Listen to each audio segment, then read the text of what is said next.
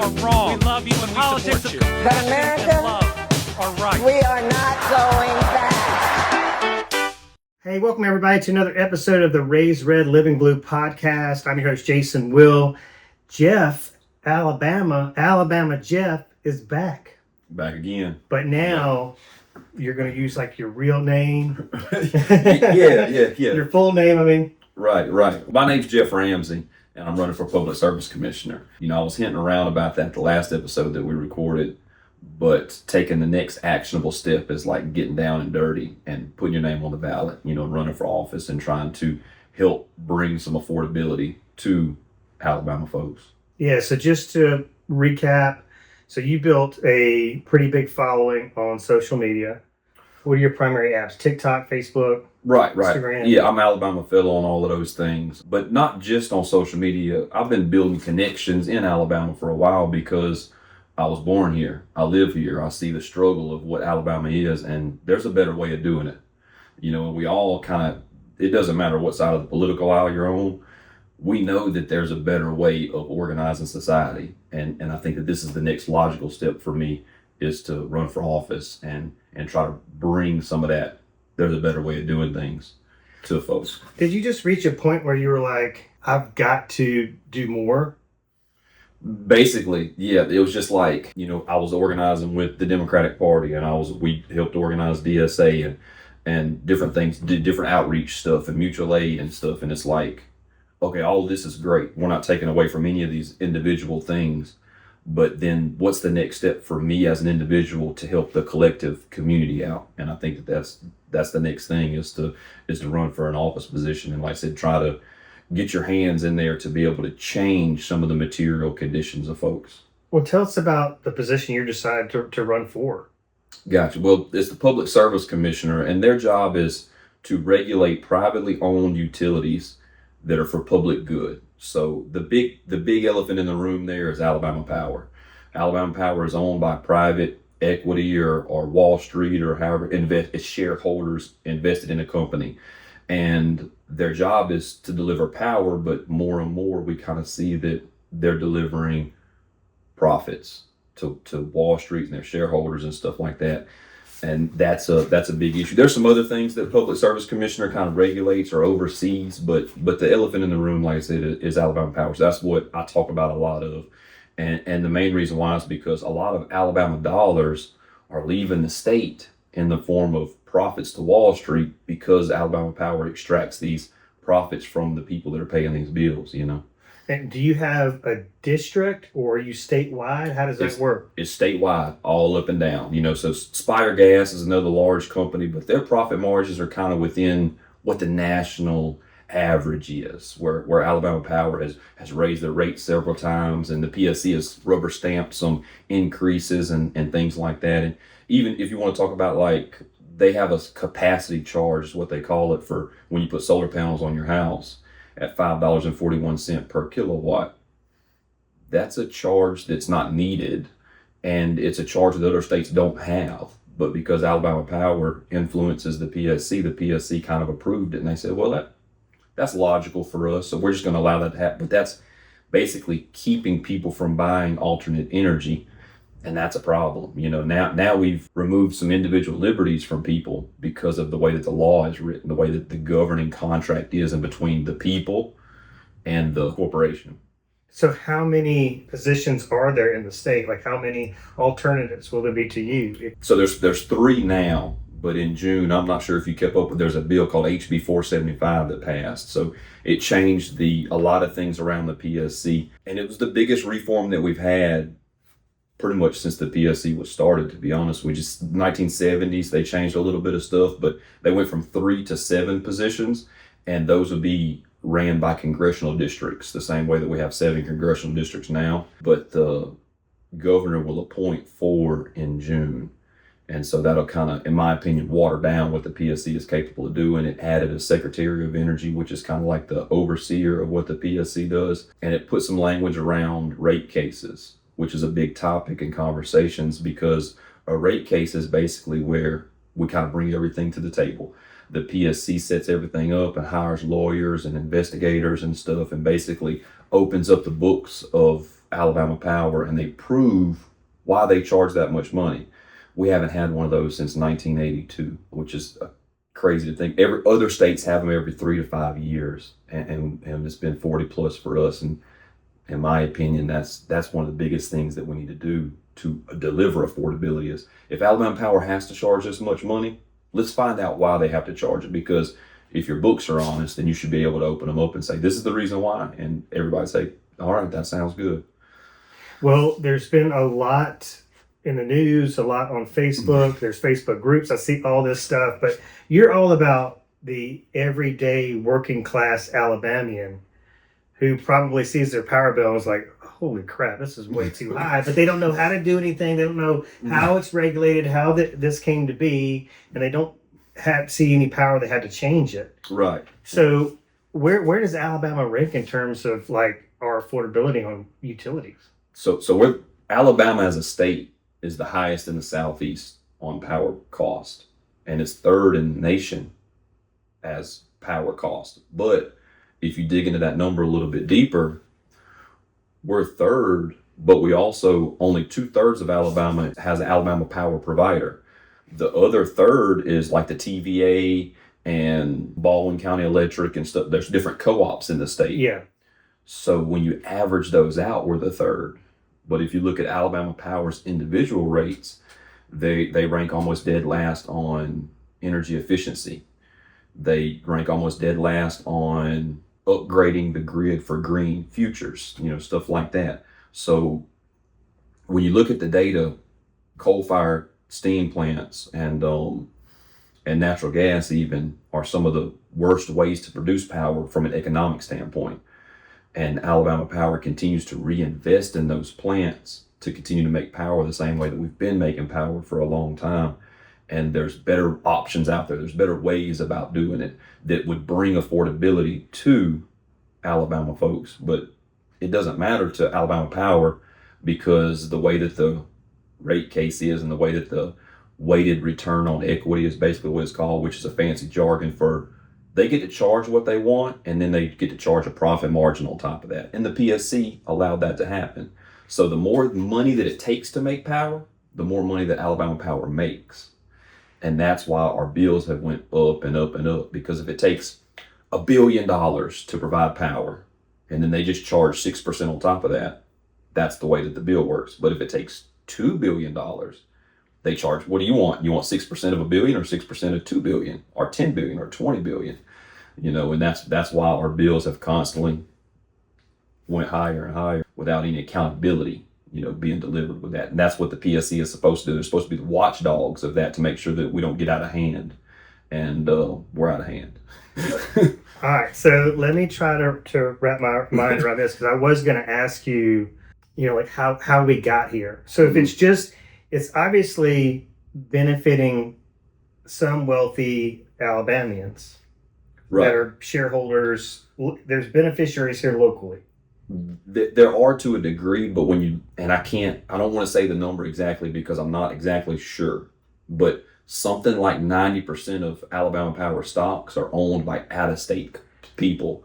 So some people might own some individual stocks and stuff and they might get some kickback and they might get some dividends, but in the majority, it's not benefiting Alabama people. So that's what's confusing to me is like, why would it be allowed? Like, what benefit is it to Alabama other than to say, hey, we make people on Wall Street super rich? That's a good question. Like, we're at the top of the list and making other people rich. Other people, yeah. So, I think that's a problem. Again, I'm running for PSC specifically, but Alabama itself, we know this. We have one of the most resource-rich areas. We have caves, mountains, valleys, waterways, deltas, all of these different things that make Alabama beautiful. Mm. And we're one of the poorest states. So we're having out-of-state investors come in and basically extract our resources and our labor. And that's why we have a lot of places trying to move here. And we have politicians saying this will be a benefit to the community. But every time we look in 10 years, the community didn't benefit. We ended up with more cancer. We ended up with more poverty. We ended up with more extraction instead of resources staying in the community and stuff like that. As a matter of fact, Plant Miller, which ain't far from here, is the biggest greenhouse gas emitter in the country. Plant Miller's owned by Alabama Power.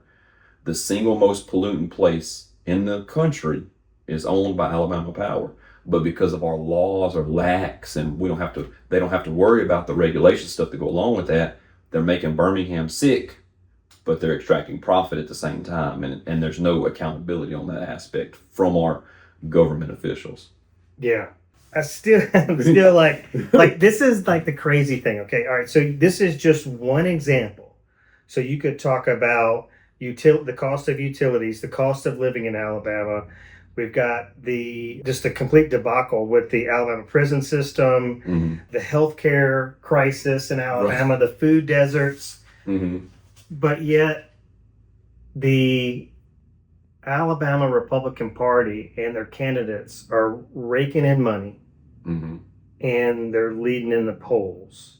Right. So tell us a little bit about like how the money works in terms of campaigns, being able to raise money, and how that is not a representation of the constituency. Right. Well, that's the thing. It's like my message might resonate with a lot of people, but those people collectively are at the bottom of the socioeconomic class. So collectively, we don't have a lot of money to spend on campaign contributions and stuff like that. But if you're a big, wealthy company, or you're Drummond Coal, who sells a lot of coal to Alabama Power, they don't want the system to change. So therefore, they'll donate $20,000, $30,000, $40,000 here, there, this and that. And they use kind of a social warfare to kind of go along with that, right? When you listen to a lot of the Republican candidates right now, they're not talking about what we just spoke about over the last 10 minutes. They're talking about, hey, we're just going to get in there and see some things, and we're just going to kind of, see what we can do about moving some stuff around and see what we can and they're just kind of hem-hawing around. The affordability crisis happened because we're charging too much for power, and too much money is leaving the state in the form of profits, and it's not leaving ratepayers with enough money to pay for the water bill that they have also, and the groceries that they have and stuff. And I'm not saying that $100 a month is a crazy amount of money, but that could be the difference in between being able to afford to get to work or not. And so if we can shave that money off the power bill, then let's do that. That's a material change that we can do today. Right. But again, people that are running on a conservative ticket, they're talking about Muslims being in the state, or they're talking about immigrants being in the state, and such as that. That's not our trans bathrooms. None of those are commandments in the classroom. Yeah, none of those are we spent a lot of time in the session this go around renaming the Gulf of Mexico. Right. No affordability brought, and no deliverable, actionable things to like, this is going to be better off for me. There's nobody. And even now we have some candidates on both sides of the aisle talking about gaming infrastructure and stuff like that. If you can't afford to go to the casino, then building a casino doesn't matter. That's not, we need to deliver material conditions to Alabama folks. We need to make sure that people aren't continuing to live in poverty. And so one of my policy platforms is that Alabama Power is going to reinvest 10% of their profits into energy efficient upgrades to ratepayers' homes. And then that way they're delivering less energy to that home because we're saving on blown insulation or windows or whatever the case is. And I know that a lot of that might seem foreign to people, but there's plenty of other states that have those laws in place to where you have to, if you're going to sell power to people, you have to reinvest a certain amount of it for upgrades. That's the only way that we're going to be able to make it. We don't need to make more power. We just need to be better with the power that we do make.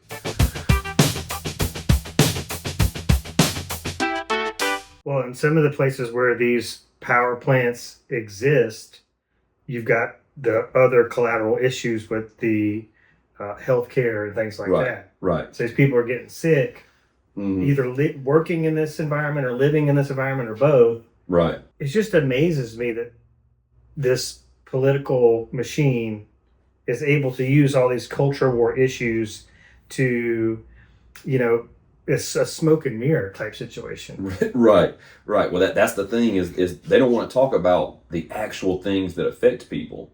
They want to talk about the boogeyman, the ghost in the room, that this person's going to come, do this or do that or whatever. And it's not measurable in the way that affordability is, or the way that clean energy, clean air, and clean water is. Stuff like that. There's there's coal ash ponds that are building bigger and bigger and more, and it's going to be an environmental crisis. A lot of the history is kind of lost on that. Back in the late 60s stuff, we have rivers catching on fire.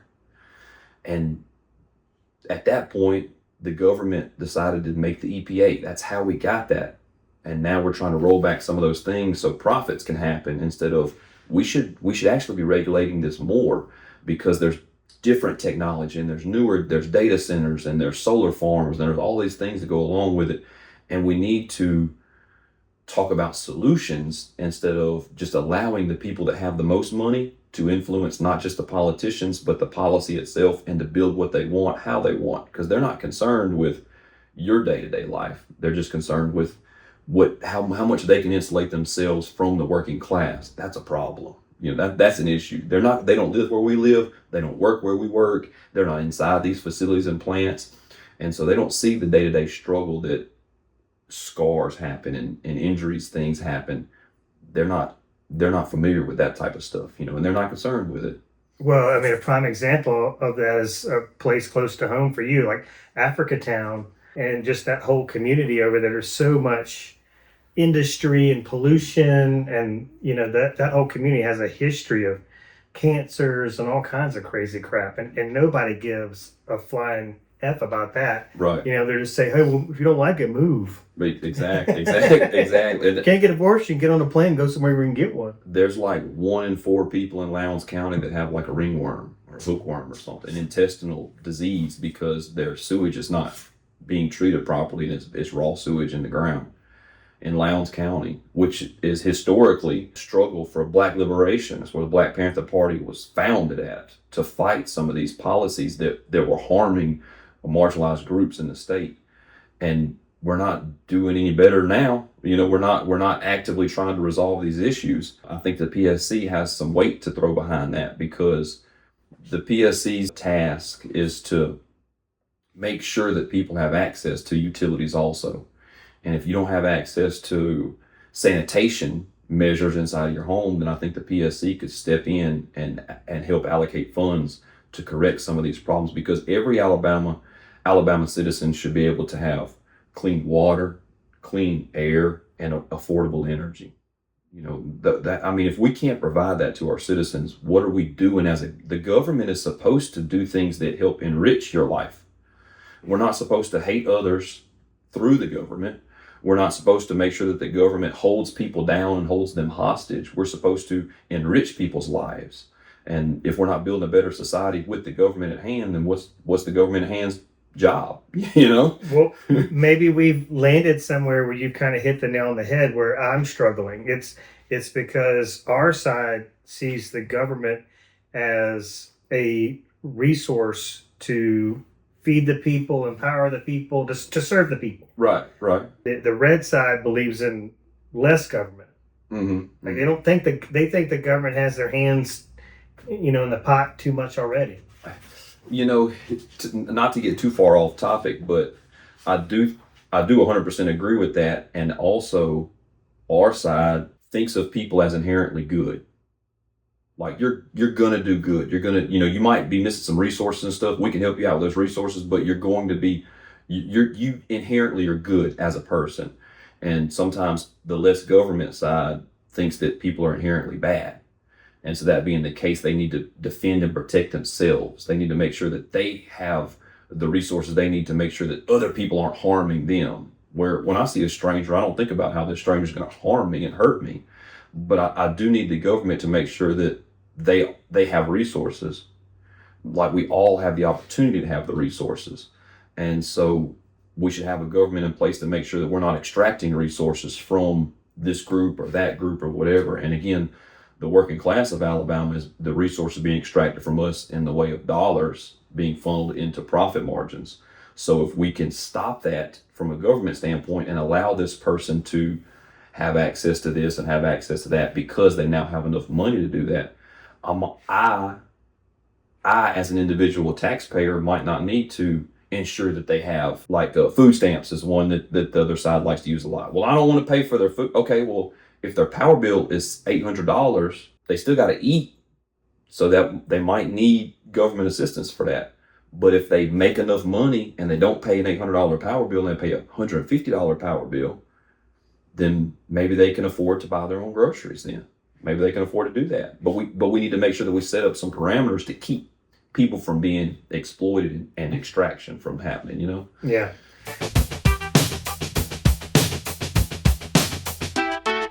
All right, before we move on, I just did want to clarify with folks, you know, especially people that'll just make a decision based off of what side the aisle you're on.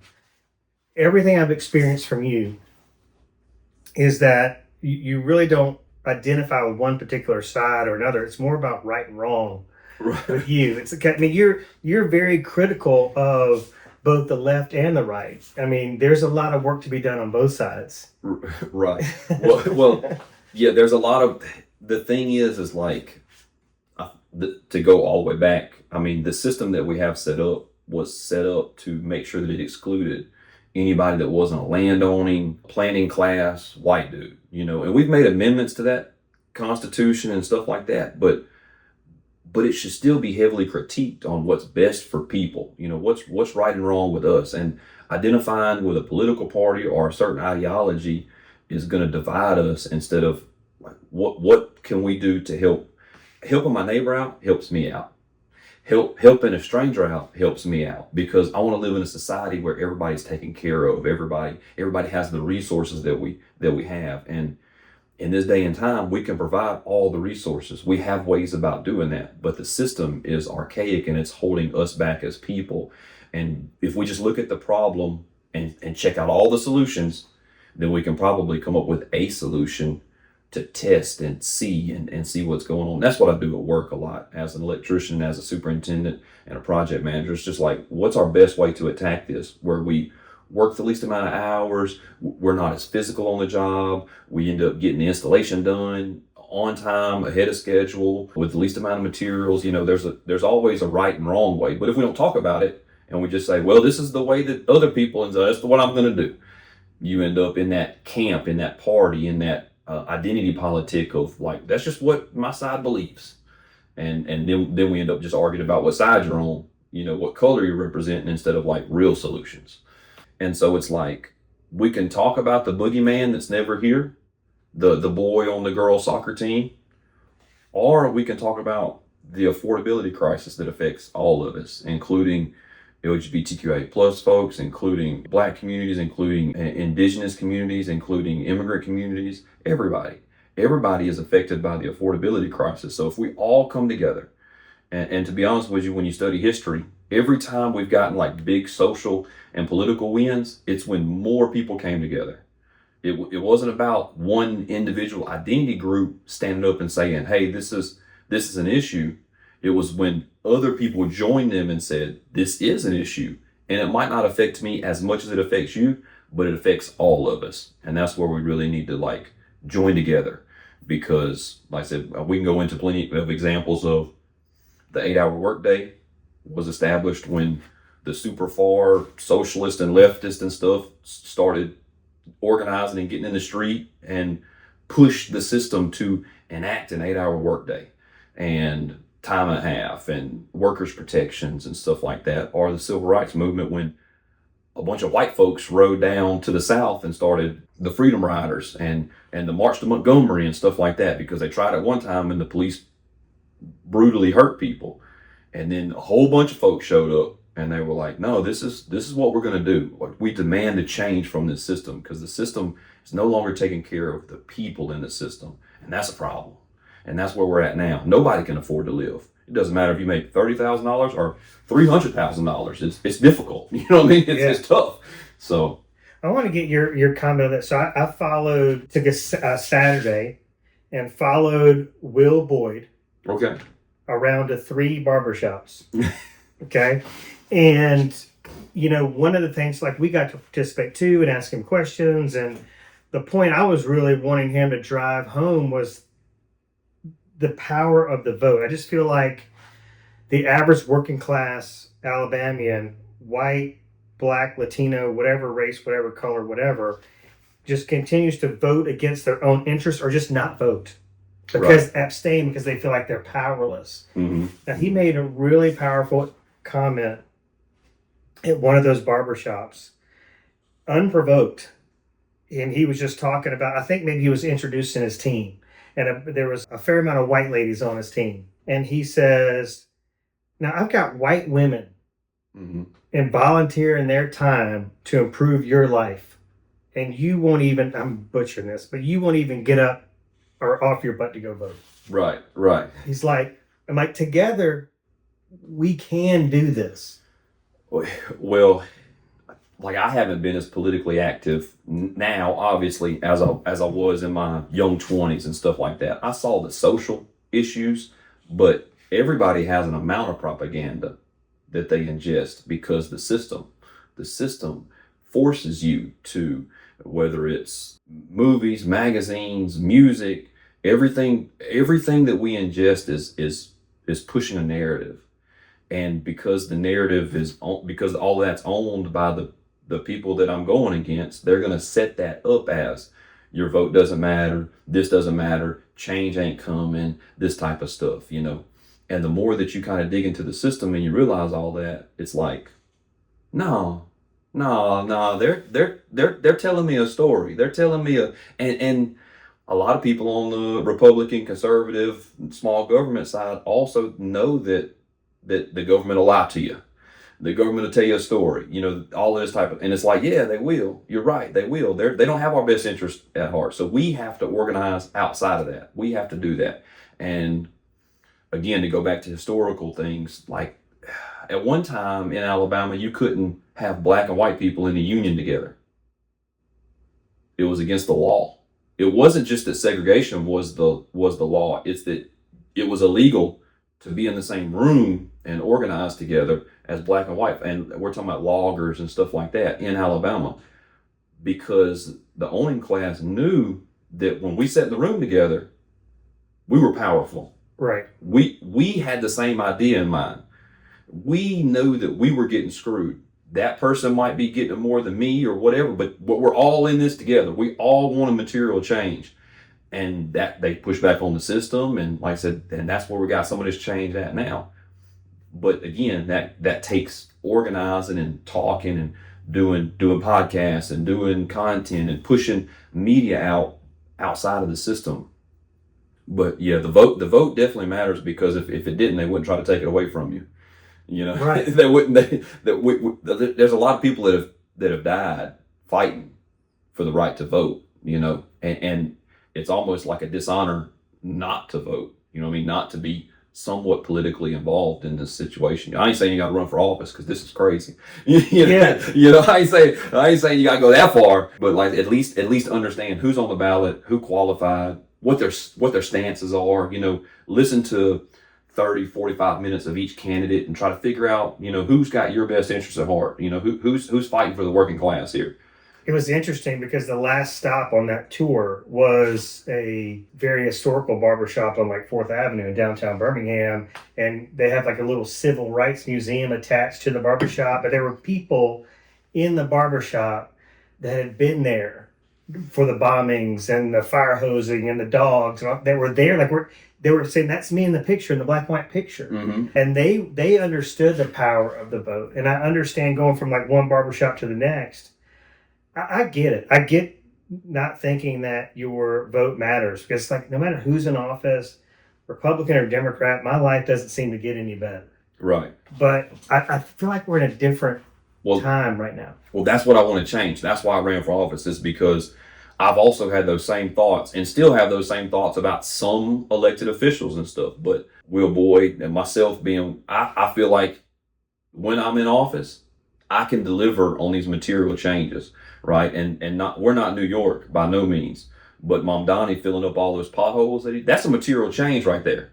Your car subframe is still under the car now. You know what I'm saying? You did not get a flat tire because all these potholes are filled up. Yeah. That's what we need from the government. The government should be making sure that our lives are better off in whichever way that means. Right. And I'm not saying that we need an Alabama pothole department, but we need less prisons and more education. Right. We need cheaper, more affordable power, because it can be delivered instead of worse air and more pollutants in the water. We need those deliverable things that will improve people's lives. We need I was actually talking to Dr. Boyd about this. We need an Alabama made sticker on any product that we produce in Alabama. And I'm specifically looking at agriculture. I talked to Ron Sparks about this too. That way we're growing things in Alabama because you've driven around, there's all sort of growing going on. There's all sort of farmers. Why don't we have a specific sticker that we can label our produce and stuff like that and our canned goods of like, this was grown in Alabama, and now we're building a better Alabama because we know that when we spend this dollar, it goes to the peanut farmers in Dothan, stuff like that. Why can't we make a more circular, better economy instead of just being disconnected from all of it and saying, well, it doesn't matter what I do, I don't have a voice and I don't have a say so. I think that we need politicians to stand up and say, this is what we're going to do, and then deliver on those measurable things that aren't hating other people, right? Because we've seen all the ads right now, and it's more about who can support the Trump regime more than it can like deliver for Alabama folks. I get support more than you get support, and I hate these people more than you hate these people, and it's like that's not delivering anything. That's not doing anything, and that's millions of dollars being spent on that type of advertising and language and stuff with no policy platform. No ideas about how we could, like we spoke about earlier. There's 100 different things that we can fix and do better.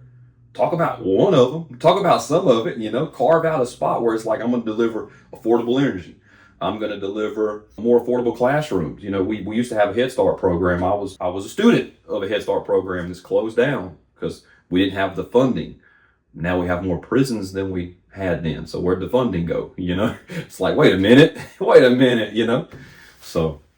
Well, it should be as obvious as we pay one of the top rates in the nation in terms of our utilities as a welfare state. That should be enough. Right. Well, and we also pay some of the highest taxes in the country as compared to others with one of the lowest amounts of income. And so it's like, don't get me wrong, I think the income should be raised. But if we're paying so much in tax, what are we getting back? Where are these local taxes and county and state? What are they doing? Well, where's the improvement? We should have one of the best states because we pay that amount in tax, and I don't see it being delivered.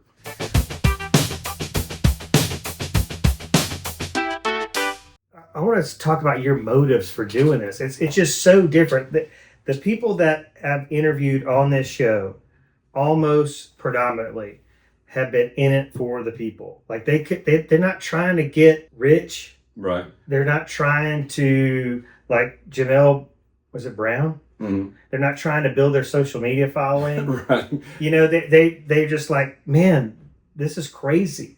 There's no ambulance where I live. Right. Or there's no ambulance where my cousin lives. There's no, there's no maternity care. Whatever the case may be. So who is Jeff Ramsey from that point of view? Like, what is your motivation for running? Well, to go back several years ago, post-COVID, 22 or 23 or something, I started working with another electrical company. And don't get me wrong, as you progress and you get older, you get pay raises and pay increases and stuff like that. And I really went from like a foreman level electrician to a superintendent project manager and stuff. And so the pay bump happened and I started making a large amount of money. And I've already had all of these social ideas around what I had going on, but it was like, this is more money than I really need per se, right? Not that there's, a limit, but there was definitely more than I had ever made, by a lot. And I didn't live life differently. I didn't think about things differently. I still stuck money away because I still have a mindset of where I grew up as a single mom of 4 youngins, not money tight, stuff like that. And so it was like, if I'm making someone else richer, they're giving me a little piece of it, because I was able to see the profit margins of this company and stuff. We're making hundreds of thousands of dollars. And the employees at work that I'm managing, I'm asking for $2 raises for them, and the company's like, nah, they're good because the market rate said that they make this amount of money and that's good enough. And if they want to make more money, they need to go somewhere else or they need to become a project manager or something like you. And I'm like, that's not a good answer. That's not. And then the more that you break that down, the more that you start seeing that like every business structure is kind of like that. And then that business structure, once they get big enough, then they influence the government to have policies written towards them or for them that allows them to make more money. And it's like, we've got to change this structure. We've got to, and the only way to do that is from the inside. You can't holler from the outside. So you got to be able to go in there and say, this is what we need as a people, not what I need as a people. Because to be honest with you, it'd been easier for me to just like keep doing electrical work, but it was like, that doesn't satisfy my craving for a better Alabama, just to do electrical work. And it's like, I wasn't put here to make someone else rich. And if we're not trying to improve the society that we live in, what are we doing? Are we harming or are we helping? We gotta get to the bottom of that, So, I mean, is it just getting it? It seems like there is this movement. I mean, everything's just so out in the open. People are going to steal, or if they want to be corrupt, or they're going to insider trade, or whatever they're going to do. They're going to take all this campaign money in from special interest groups. I mean, we've got a broken ass system, but I feel like, again, all the candidates I've had on the show, people I've been on the campaign trail, they're like, enough is enough, but they come from places of white privilege, or they don't really have to give a damn. Right.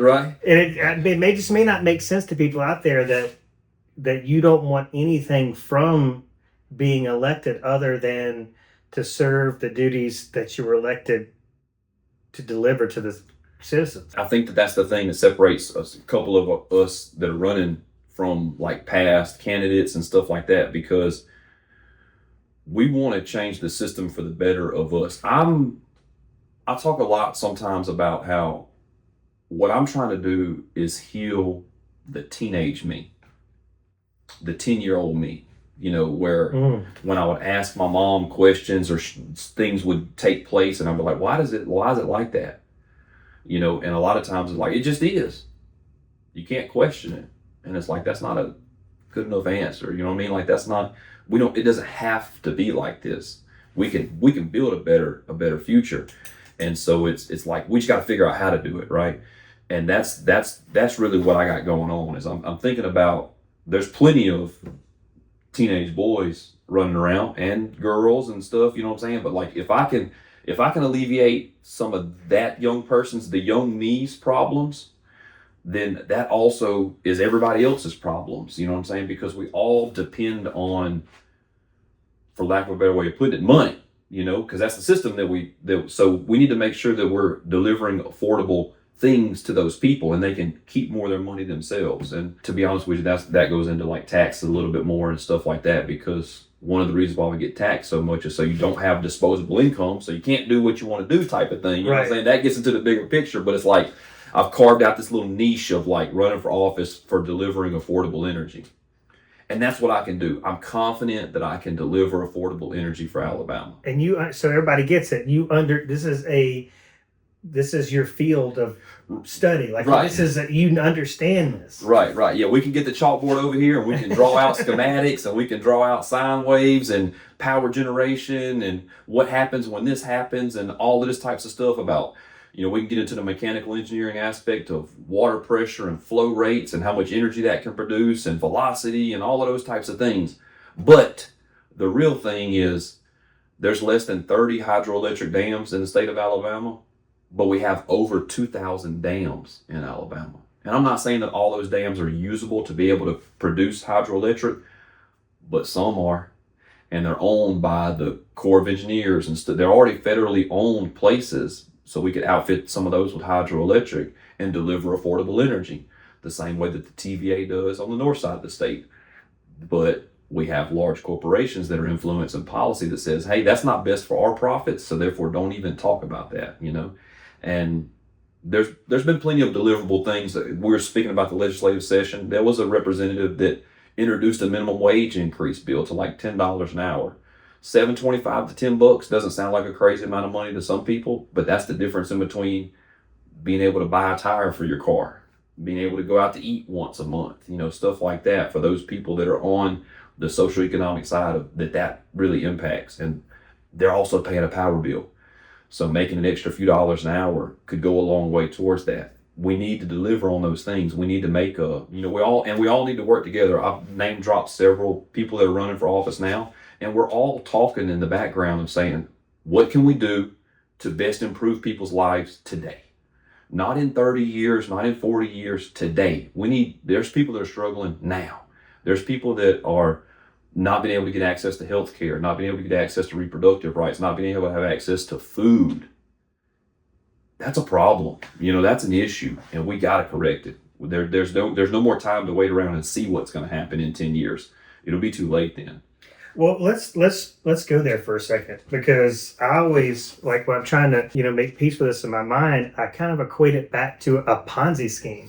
Like, I always wonder, like, Bernie Madoff knew what he was doing. He knew he couldn't do what he was doing forever, right? I mean, he knew this was all going to come crashing down at one point, and we can't stay on this same path of where it's just the millionaires and billionaires, or the top 1% or 10%, that keep benefiting from society. Well, because I mean, they're breathing the same air. I mean, it just doesn't make sense to me. It doesn't. And but we're at a critical juncture here. We're at a critical junction, and every time you see, like, what ended the Great Depression? World War II. So it's like, is that what we're going to end up having to restructure a world? I would hope not, because that creates a lot of destruction and stuff like that. I would hope that we could just have conversations like what we're having now, and bring things to the table that are solutions, that are real, actionable things today, to tomorrow, the next day, instead of continuing to, like you said, society is propping up that rich class of folks, those billionaires. We're making sure that they're getting government contracts and make sure that they're extracting resources, and Alabama Power is getting tax incentives and stuff. Alabama Power is the third largest landowner in Alabama. So it's like, you already own large portions of this state as a private entity that gets to do whatever you want on said land, and then you're extracting the money that we use to survive. Now you're polluting the air, and it's like, you've got to stop. Full stop. It's not a let's think about it, let's look at it, let's study it. It's been studied. It's been looked at. We have to put a plan in action. Now's the action phase of the planning part. We know that we're on a crisis today. Today is it. November the 3rd is it. May 19th is it. Right. And even the Public Service Commission, like I said, we've been speaking about a lot of different things. It can't solve all of these issues that we're talking about, but what we can do is shed light on some of these other issues, like Plant Miller being one of the largest greenhouse gas emitters, Chambers County not having clean drinking water, stuff like that. It can shine a light on these things that we can then put something in place to help those folks out. Because again, if the government is not helping you, then it's hurting you. There is no gray area around that. If you can't look to, it's improving what I'm doing here, then it's hurting what you're doing there. If it's not delivering actionable things to you, it's delivering actionable things to somebody. Is that Alabama Power? Is that Elon Musk through SpaceX and Huntsville and stuff? Is that the connection? What's going on? Is it Tuberville being richer because of policy? It's going somewhere. We're in $40 trillion worth of debt for some reason. It's going somewhere. It's just whether or not it's helping us or hurting us, one of the two. So. It's just wild to think about, as you're talking about, like, Alabama Power being the third largest landowner. I'm thinking, well, yeah, and they don't live here. I mean, they're polluting the state. They're extracting money out of it. Mm-hmm. I mean, why would you give a shit if people are having? I mean, literally, there's people in Alabama that have brown and black drinking water. Exactly. Coming out of their faucets. How would you like to take a shower in brown water? Mm-hmm. That's people's reality. And I mean, a national stage is Flint, Michigan, and their water and stuff like that. Alabama citizens aren't even getting the coverage for their brown water, because it's like we're not raising enough awareness about it. We're not organized as a state enough and stuff like that. And that's what, I don't care what label you have, you should know that that's wrong. People shouldn't be having brown water. And if the elected government officials aren't doing something about it, because they're the only body that's strong enough to do it. We can't, you can't, I can't, but we put people in place that are supposed to do that. They're supposed to be watchdogs and make sure that these things get taken care of, and we're delivering a certain amount of life to folks. And every time I look around, it's like a step worse and a step worse and a step worse. And like I said, that's why I ended up getting up and running for office, because it's like, I think I can make a difference here. Let's do it, you know? I don't understand what people think about when, or how we could possibly ask them to think about some of the topics we're talking about here when they're not sure where their next meal comes from. Mm-hmm. But my point specifically about you is you could be, your piece of that pie can continue to grow. You could be on a fast track to, maybe having this elite electrical company in the state of Alabama and just growing as big as possible, and the sky's the limit. But what I just heard you said is that you knowing that people are not getting a fair shake or suffering in some way or getting sick based off the fact that they just want to be able to like make coffee out of their kitchen faucet. It's not right. Right. It's wrong. And right. Well, and that's what, so how I got there was, like I said, a younger me, the things that I dealt with, just growing up in poverty wasn't right. And then when you look around, it's like, not only is that still happening, but my story's not even near about the worst story that people have. And I'm not trying to play a pity party, but like, I shouldn't have had to deal with what I did growing up. And nobody else should either. Nobody else should either. Nobody should be concerned with those things. And we have to change that. We have to realize that anytime anybody says something like it doesn't affect me, that's a lie. Because it does affect you. And that's what the people talk about, again, to go back to like food stamps. That affects you because people can't afford to live. So we've got some government assistance set up to help that out. We actually need more. And you should be able to have access to that too. It doesn't matter how much money you make, we should be able to have access to fresh, good food, wholesome food, stuff like that. And we always have these subsidies and these bank bailouts and all this type of stuff to help out the big corporations, but we never have any to help out the working class folks. There's nobody stepping in for PTO, for sick children, for time off, or anything like. And why? Why is that the system that we now have developed, and we think that it's normal? And every time you look at another country, they don't have that. They have maternal leave, and they have health care, and they have all these things that just make sense, because the first thing they want to do is take care of the people. And that should be the step that our government should take. It's like, what can we do to best serve the people of our area? That should be city council, that should be county commissioners, that should be state house representatives. What can I do to best help folks out? And if you're not coming to the table with that, then there's an alternative motive there, and I don't like it. So. Well, even if you whether you truly believe it or not, whether it's affecting you or not, but if you truly believe it's not affecting you, to turn the other way just because it's not a problem for you is wrong. Right. Morally corrupt. That's wrong. Yeah. Right. If I'm fishing and I see somebody drowning, it's not my problem that they're drowning, but I wouldn't be able to live with myself if I didn't help them out. If I'm fishing and the fish that I catch is in polluted water, now that's my problem because I'm eating a polluted fish. But my elected representative should make sure that there's not somebody dumping pollutants in the river upstream, because I am fishing. I'm enjoying my fishing because I work at whatever. My job is not to fight the pollutants, but my elected official should be ensuring that we have clean water to fish in this state. And again, if that person's not drowning but they have a flat tire, I'm still gonna feel pretty bad if I don't stop and say, hey, you need some help, you need a tire iron, a jack, or whatever. That's country living in the essence of, is helping out your neighbor.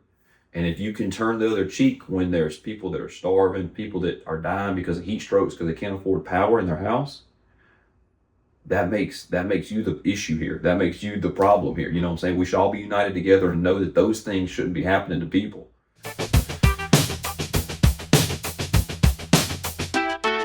So I'm trying to stick with some of these big hot topics of the day, Alabama Power, it just seems like that's everywhere you look. Right. But also right behind it or very close to it is all this talk about data centers. And I just don't know if people understand what those are, why they should be for or against them.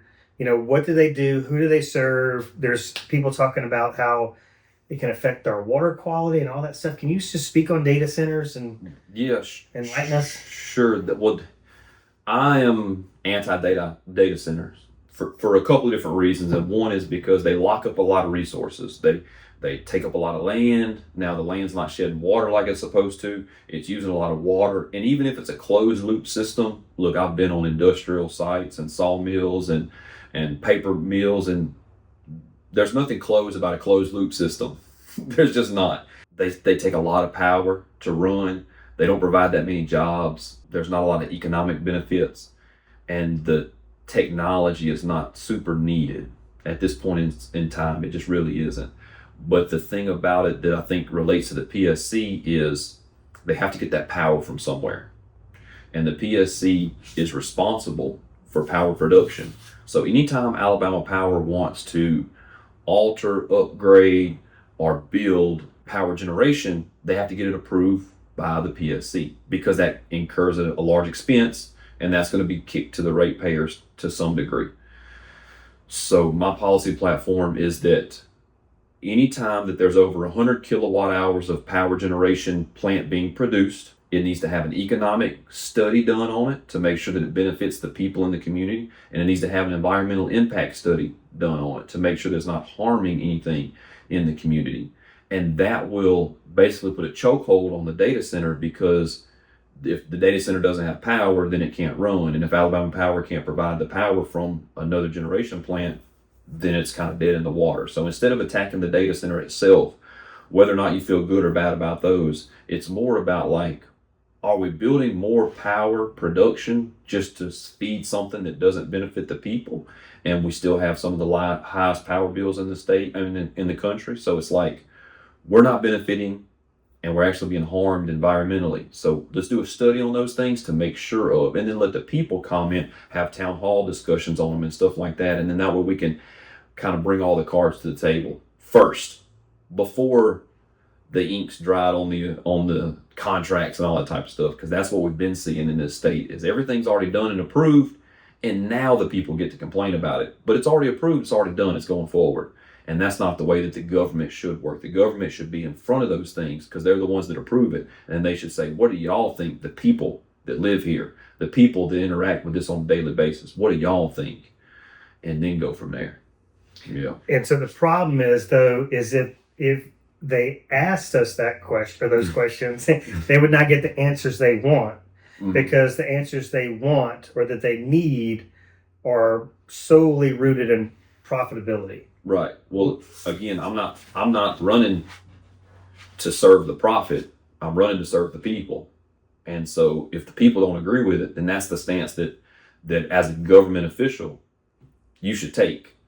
And at any time that you're not standing with the people, then you're standing against the people, and that's a problem. That's an elected official that's not doing the job of the people. That's a problem. Like I said, I know I keep saying that, but we've got some issues with that. We've got some backdoor deals. We've got some shady stuff. We can see campaign contributions from large corporations that they're not even based here. So it's outside influence and money to make sure that they get the elected officials that they want so their big business can thrive. I'm not concerned about their big business. We've seen plenty of times, like Walmart's a great example. Walmart will come into a community and the local mom and pop grocery stores will shut down. And now all you have is Walmart, and Walmart's paying $2 less an hour than the mom and pop was. So now you have less jobs than you had. You had less interactions in a personal way, which is what a lot of us really want in Alabama. But Walmart is serving its profit. It's serving its shareholders and stuff like that. It's not serving the community that they came to. It's just serving for the profit. That's a problem. That's an issue. So of course, the big corporations want to make sure that they have a foothold in Alabama and make sure that they can extract resources. But those mom and pops and those small places, they're the ones that really matter. You know what I mean? Well, I heard something the other day that it was from a prominent CEO of a very prominent corporation in the United States that was making some kind of prediction. It was like 3 to 5 years, AI will elevate the unemployment level in the United States somewhere to 20 and 30%. Mhm. The data centers are designed to feed the AI, which is going to put all these people on the unemployment line or potentially. Right. So he was actually, it's great for him because he's like, we're going to pay all these people less money. We'll need fewer employees. But he understood, at least by speaking out, like this is not, the end result is not going to be pretty Right. unless you're up in this. Oh, up in that upper echelon of folks. Yeah. Well, I mean, again, I wasn't put here to be an electrician. That's my job.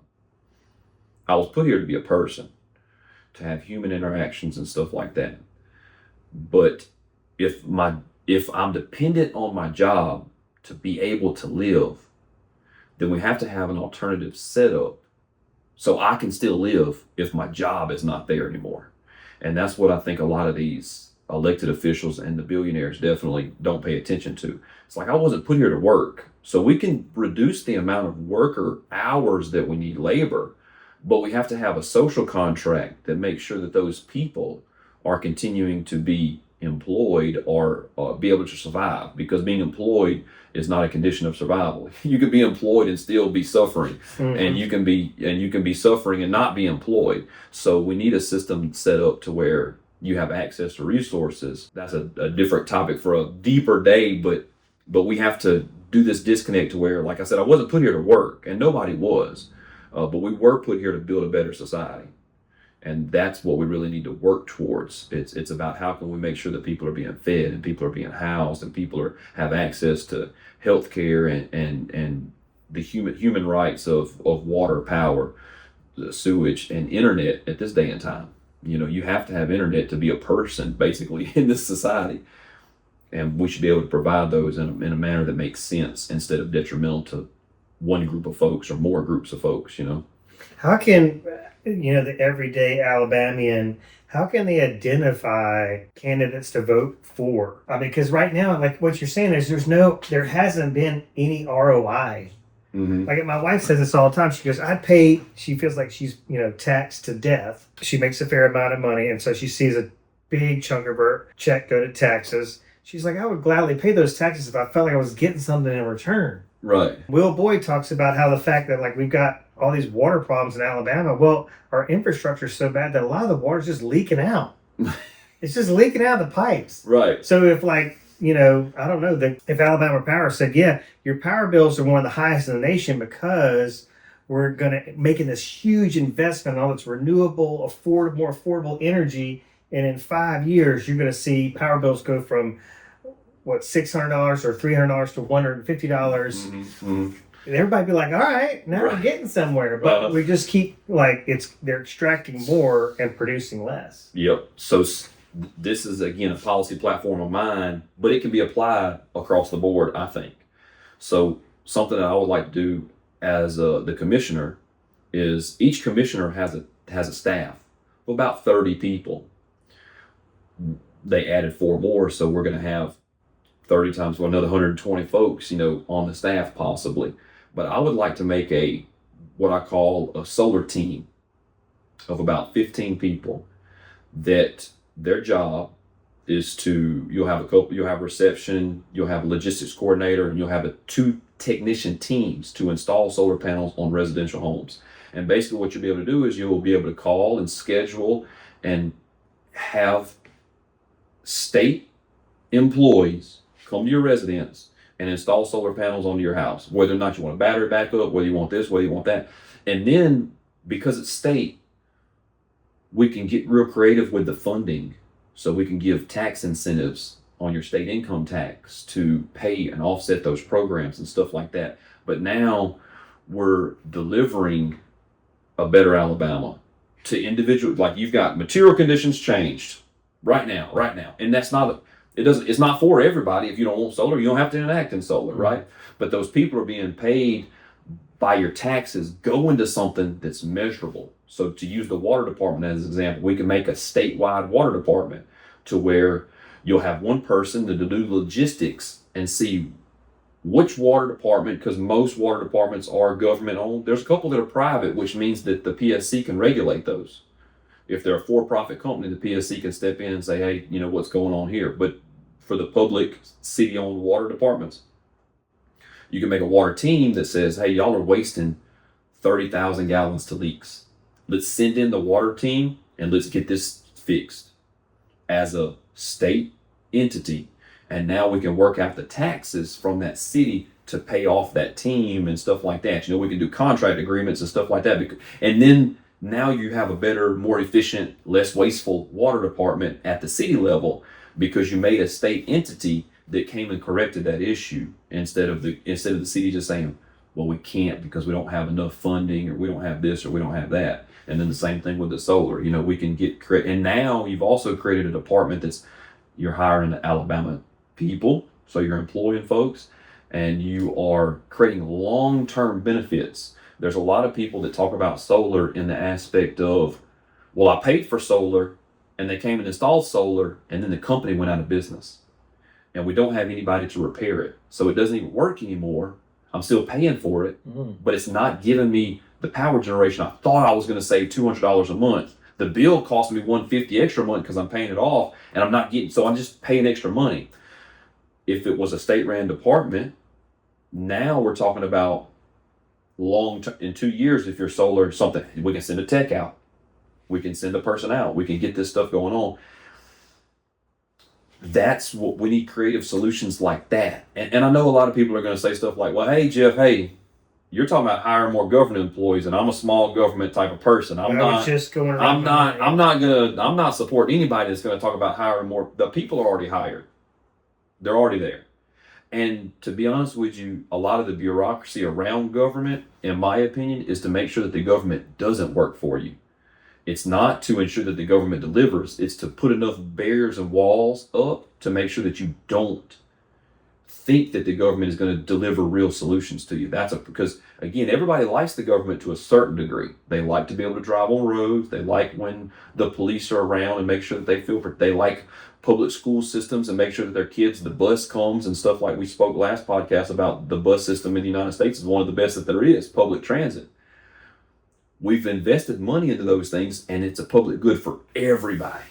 And when you start doing things like you start sectioning stuff off and saying, well, this is good for this person and not this person, that's when you end up with a lot of stuff to where you can break it apart and say, well, you know, we're just going to end the whole program now because it's not helping anybody out because it's only this specific group of folks. Whereas we're talking about this water department, it's good for everybody. It's good for everybody to have that. And again, we're talking about hiring local people or state people and building programs and systems that deliver actionable things. Boom, boom, boom. Something else that I think that is 2026, we should also have a website where you can check on these things. You can see it's almost like be an Instagram feed or something like that. You should be able to log in and say, where's the water department at this week? Where's the state tech solar team? What they're doing this week? And the same way that I update my social media stuff, a person on that team should also be updating that stuff too. We're over here in Greensboro today. We're putting on 10,000 watts of power on this house, and they're going to save this amount of money. It's going to be good because they know all those details. Like I said, we can yap all day about power generation and stuff like that. There should be that same thing there. And then that way you see your tax dollars at work. So somebody like your wife that pays this amount of money, they can log in and say, yes, this is what I want. I want this type of actionable things, instead of just go with slush funds and are we building prisons with it, and we've got this big education. We put $10 billion into the education fund, but we didn't get better schooling out of it, stuff like that. I envision a future where government is accessible and actionable instead of non-transparent and backdoor deals. I mean, that blows my mind. Just thinking about like a social media feed where you could go to where you could see actionable results, tax dollars at work. I mean, no, that would give people like confidence, like, oh yeah, I should be voting because it does matter. Exactly. You can go to your social media feed and you see house tours and for sale and this and that, and y'all come check this out. That's the same way we could do for actionable things. We're repaving these roads today. We're doing this. We're filling up this situation. We're doing this today, this week. This is the project. And it's like, yeah, I'm excited about that. I can see good going on. And we should be interested in that solution instead of what we have now. Yeah, I mean, our leadership now, it's just going to be more of the same. But before we get to like that, I did want to remind folks that if you're in the party where your mindset is, if it ain't broke, don't fix it, you're not going to get these creative solutions. I mean, they're like, oh, it's fine, Right. Until it like the power grid goes out, then we'll worry about it. Well, then it's too late. It's too late. And all the way down to, maybe if the same guy running for your seat wins again. I mean, it's just, it's that same, everything's fine. Right. Well, we're one of the worst in a lot of areas. We're one of the best when it comes to punitive arrests and things of that nature, incarceration rates. We're one of the worst when it comes to education and healthcare and all these metrics of health and lifespan and all this stuff. And the people that got us where we're at now are in office, and the people that are running for their positions are preaching the same thing. And it's like, if you want more of the same thing, then vote for the same person that's backed by the same people that the person's in office. The same people that are backing Tuberville are also backed Kay Ivey. And it's like, I don't want a Tuberville Ivey situation at the helm of Alabama. I want stuff different. And again, I'm running for Jeremy Oden's seat on the PSC. And he's been through a lot of these rate hikes and approved them himself. He signed off on our power bill being triple what it is now. So what do you think he's going to do about the affordability crisis if he manufactured the affordability crisis? And not to play too much into party politics, but Matt Gentry is running for a seat on the primary side of the Republican, but he's raised over $500,000 already. He's a sheriff of Coleman County, and so he's probably got some, political ties and things of that nature. But it's like, if a fella can raise over $500,000 in a short amount of time, and everybody I know is struggling to some degree, we don't have $500,000 to throw around to hope somebody gets elected. Who's representing that person? What PACs are being donated to that person? Where's this money and funding coming from? And what's he going to be owed, right? And he's still in the, and again, we can talk about Democrat and Republican problems all day, but he's still in that same camp of the party is staying on course, and we're delivering for people, and we're making sure that the trans kids aren't in the bathroom, and we're making sure that the Gulf of America is down there on the south side of the state, and it's like, these aren't the issues. And so if you, again, I don't have a problem with Republicans, but I do have a problem with people that don't call out and say, that's not delivering me anything. That's not doing me anything. You can be a Republican all day, but to know that the Gulf of America didn't help you out is very basic. That's a very basic thing. So we've got to call out that. And we can also call out stuff with the Democrats and things of that nature.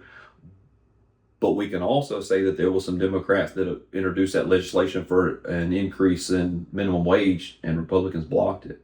That's a problem, Well, I just go back to what you said about, just doing the right thing and just kind of equating that with patriotism. Like, patriotism is not succeeding, doing whatever it takes to succeed, like, or becoming successful or having the most money. Like, right. What I'm hearing you saying is like, patriotism is knowing people are getting taken advantage of or basically need help and doing something about it. When you have the power, the authority, you've got you're in charge, you're in charge of the purse strings. Mm-hmm.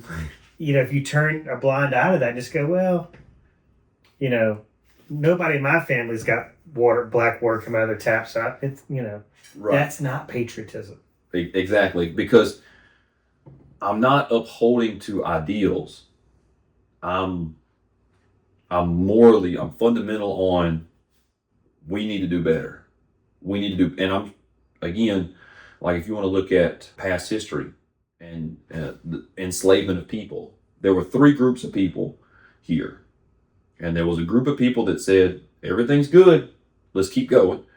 There was a group of people that said, hey, how we're treating enslaved people is wrong, and we should reform that and do better. And then there was a third group of people that said, this is morally corrupt if you can't call this bad behavior out.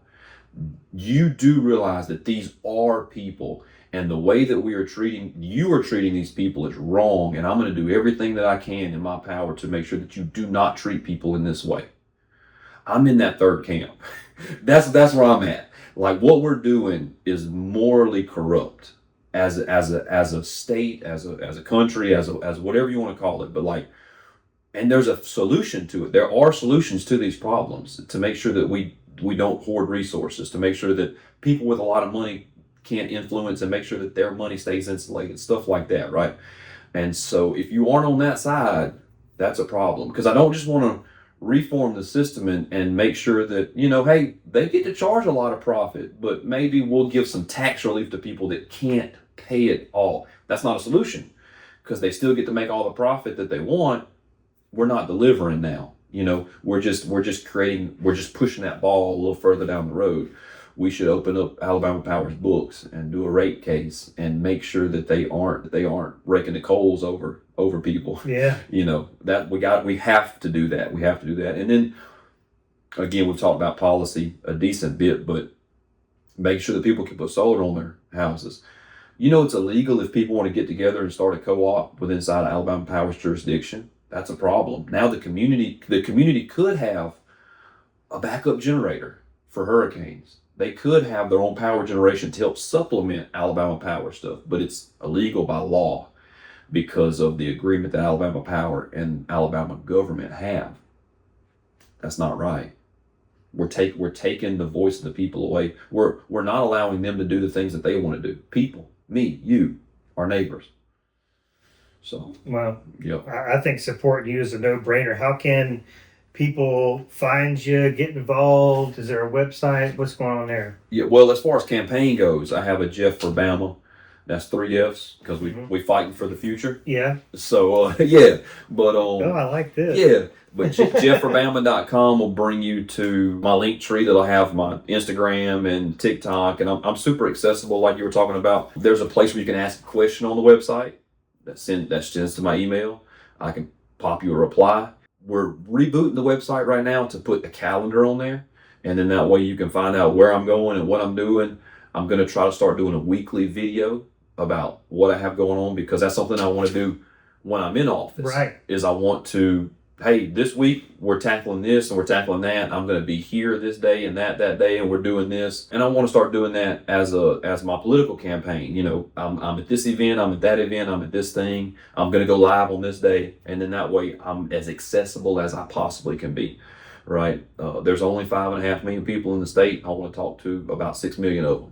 Yeah, you know what I'm saying? I want to have a conversation with them. But I didn't change my regular social medias. I'm still Alabama Fella on social media stuff, because I speak about a lot more than just the Public Service Commissioner, because we've got a lot of issues that we got to tackle. And the social media is more about just uniting folks than it is like specifically talking about the utility problem that we have. But the website, Jeff for Bama, will have, whatever you want to get to on there. I hope it's got some background about me on there. Typed up a little stuff, a little. And you said it was Jeff with 3 F's? Yep, Jeff for Bama. Okay. So everything's spelled out, right? Okay. So 2 F's in Jeff and then 4. Yep. All right. I love it. I appreciate you doing this. This has been awesome. Hey, thank you for running. It's one thing to put your neck out there and make a video or whatever, but like it's a different animal.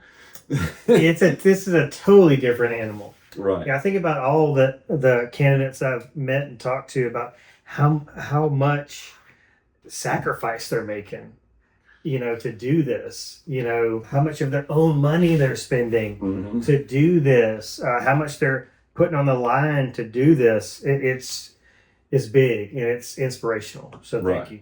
Well, I appreciate it. Like I said earlier, I could have stayed on that path of just making some good money and But that's not the system that we need. We need a different way. We need a better way. And that's what running is about. It's about building a better Alabama and uniting more folks, and also meeting these other people that are running for office that also have these same ideas. And in that way, we can all collectively say, this is what we're going to do. And this is how we're going to enact it. And let's get this ball going. Let's get this rascal moving. You know, Alabama's the bedrock of, I think, social revolution. You know, with everything that's happened here in the civil rights movement, this is the belly of the beast. And so it only seems right that also a revolution to make sure that the people are getting taken care of for the government level starts right here where we're at, you know. I love it. So, yeah, I appreciate you having me on and having the conversation. And, yeah, it's going to be good. Well, thank you again. Appreciate it. Appreciate it. Yes, sir. Politics of fear and hate are wrong. We love you and we support you. But America